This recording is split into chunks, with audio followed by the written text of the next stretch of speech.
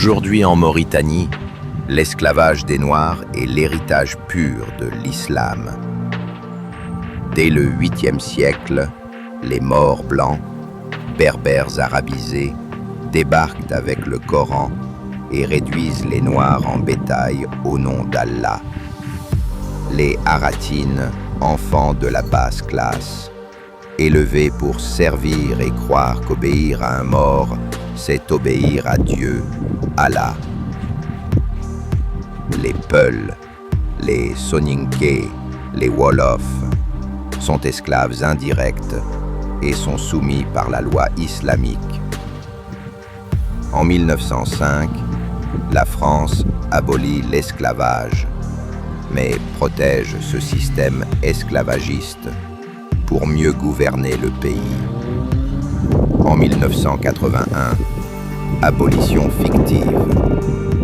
En 2007, criminalisation bidon. Aujourd'hui, 30% de morts tiennent 100% du pouvoir. 70% de Noirs restent sous leur joug. Alors, le reste Et des certains Africains, Haratines refusent d'être libres, Maliens, croyant gagner le Sénégalais paradis en mourant et esclaves. autres chassés en Mauritanie. Alors, je vais parler de ça aujourd'hui. Ce que vous devriez comprendre avant tout, c'est que la Mauritanie, c'est un pays qui est dirigé par les Arabes et par les Noirs, pas par les Noirs. Donc, la Mauritanie est un pays qui est dirigé, colonisé par les Arabes. Et c'est eux qui décident qui reste en Mauritanie ou pas. Ce ne sont pas les Noirs mauritaniens. Ici, on parle de l'esclavage, mais on ne parle jamais de l'esclavage subi par d'autres Noirs en Mauritanie. Parce que les Noirs mauritaniens sont esclavagisés chez eux. Mais personne n'en parle. Personne n'en parle. Personne n'en parle de ça. Parce que je ne sais pas comment on est dans cette communauté africaine. Si ça existe déjà. Parce que je ne vois pas la communauté africaine. Moi, je ne la vois pas. Les Noirs mauritaniens subissent l'esclavage depuis des siècles. Depuis même que les Arabes ont pris le pouvoir sur leur sol. Mais les gens n'en parlent jamais de ça. Donc, ceux qui chassent les autres Noirs en Mauritanie, ce ne sont pas les Noirs mauritaniens, ce sont les Arabes mauritaniens. Si ça existe, je ne sais même pas si c'est, je peux dire Arabes mauritaniens parce qu'ils sont venus coloniser les Mauritaniens noirs sur leur sol. Donc, les Arabes sont arrivés en Mauritanie comme les Libanais arrivent en Côte d'Ivoire. Et ils ont colonisé les Mauritaniens noirs sur leur sol. Et c'est eux qui sont en train de faire la loi chez les Mauritaniens. La loi en Mauritanie. Donc, je vous ai dit que nous là, on est forts quand il s'agit de maltraiter nos autres frères africains. Chez nous, nous sommes forts quand il s'agit de chasser les autres frères africains sur nos territoires en Afrique. Mais lorsque c'est les étrangers à la peau blanche qui le font à notre place, on ferme les yeux. Est-ce qu'on devrait en être là en Mauritanie? Est-ce que les Mauritaniens devraient subir ça? Parce que lorsqu'il s'agit de chasser d'autres Noirs, c'est là que nous sommes forts. Voilà l'esclavage qui est en Mauritanie, qui dure depuis des siècles. On n'en parle pas.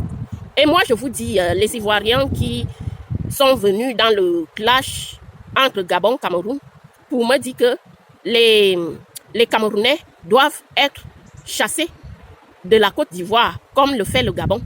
Moi, je vous dis, vous voyez la Mauritanie, les Ivoiriens là, vous voyez la Mauritanie, votre pays là va devenir comme la Mauritanie si vous ne faites pas attention. Vous voyez les Libanais, le pouvoir que les Libanais ont sur votre sol là en Côte d'Ivoire, c'est la même chose qu'ils vont vous faire lorsque ils vont récupérer tout le pouvoir politique. Ils sont déjà beaucoup plus puissants que vous, économiquement parlant. Et ils vont vous réduire en esclavage quand ils seront nombreux en politique. C'est eux qui vont prendre les règnes. C'est pour ça que Laurent Gbagbo luttait pour que ça n'arrive pas en Côte d'Ivoire. Mais tant que le président Ouattara sera au pouvoir, les Libanais ne feront que augmenter en puissance. Ils deviendront encore plus forts économiquement et politiquement parlant. Donc, les Ivoiriens qui veulent l'expulsion des Camerounais sur leur sol, vous pouvez même expulser les Camerounais demain ou après-demain. Ça ne change pas que vous aussi, vous avez un danger sur votre sol. Un danger qui se trouve en Mauritanie actuellement, où les Arabes ont pris le pouvoir et ont réduit les Noirs mauritaniens en esclavage. Vous connaissez ces gens-là. Vous connaissez ce qu'ils pensent de nous, les Arabes-là. Vous les connaissez, ce qu'ils en pensent de nous. Donc, ils vont faire la même chose. Les Libanais vont faire la même chose en Côte d'Ivoire si vous ne faites pas attention. Donc, quand vous venez souvent me taguer et dire que oui, les Gabonais font du bien, ils doivent chasser les Camerounais sur leur territoire, la Côte d'Ivoire doit suivre l'exemple, faites quand même attention. Parce que ce qui risque d'arriver, c'est les Libanais prochainement qui vont décider qui doit rester en Côte d'Ivoire ou pas, comme le font les Mauritaniens. Moi, je pense que ce n'est pas vous qui allez même expulser les Camerounais chez vous. Ce sont les Libanais, une fois qu'ils auront pris le pouvoir. Donc, le noir est fort pour détester, haïr son propre frère noir.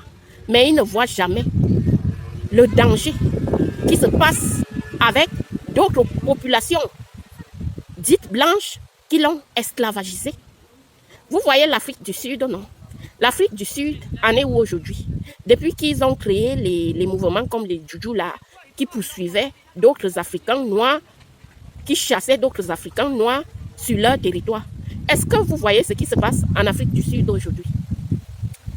Cape Town, la capitale de l'Afrique du Sud, est déjà réclamée par les Blancs sud-africains. Donc, les Blancs veulent Cape Town pour eux-mêmes. Donc, vous comprenez là que le noir, peu importe son statut, peu importe ce qu'il est devant les autres, devant les populations non noires, il n'est qu'un esclave. Il naît esclave, il grandit esclave et il meurt esclave. Où est le gros boucan que les Sud-Africains faisaient sur les autres noirs, sur leur territoire? Voilà les Blancs sud-africains qui récupèrent ville après ville en Afrique du Sud. Les Blancs sud-africains récupèrent ville après ville. En Afrique du Sud, les Blancs sud-africains règnent en maître. Les Sud-Africains noirs sont leurs esclaves. Et les Sud-Africains ont juste la force pour venir chasser, brûler, tuer leurs autres frères africains des pays subsahariens. Des pays subsahariens. C'est là qu'ils sont forts. Ils sont forts juste pour chasser leurs autres frères africains. Ils sont négrophobes envers leurs propres autres frères africains noirs. Donc, moi je vous dis, et laissez-moi vous dire que les Noirs qui vont survivre sur cette terre-là, ça ne seraient pas les Noirs bêtes, ça seraient les Noirs très intelligents. Ça seraient les Noirs qu'on ne manipule pas. Moi, je n'en fais pas partie des Noirs qui vont disparaître. Moi, j'en fais partie de ces Noirs-là qui vont survivre. Parce que j'ai compris depuis la place du Noir dans ce monde. Et lorsque tu comprends, toi en tant que Noir, c'est quoi ta place? Tu commences à agir autrement, de façon intelligente. C'est pas possible ça. Quand vous voyez la xénophobie, la négrophobie, le racisme au Gabon et en Afrique du Sud, voilà encore la Mauritanie qui s'est ajoutée. Parce que il faut bien préciser que dans ces pays-là, ce sont les Noirs qui détestent d'autres Noirs comme eux. Ils ne détestent pas les étrangers blancs. Ça, il faut le préciser. Que dans ces pays-là, on déteste les Noirs, la peau noire. Le Gabonais, par exemple, c'est pas quelqu'un qui déteste l'étranger blanc. Le blanc est le bienvenu sur son sol. Mais c'est l'étranger noir qu'ils détestent. Quand tu fais même les métis entre noirs au Gabon, sont plus détestés que les métis entre noirs blancs. Parce que le Gabonais, moi je vais vous dire, le Gabonais, lui, il est raciste. Hein. Parce qu'on évite souvent d'utiliser le mot racisme, le mot négrophobie, entre nous-mêmes, noirs, entre nous.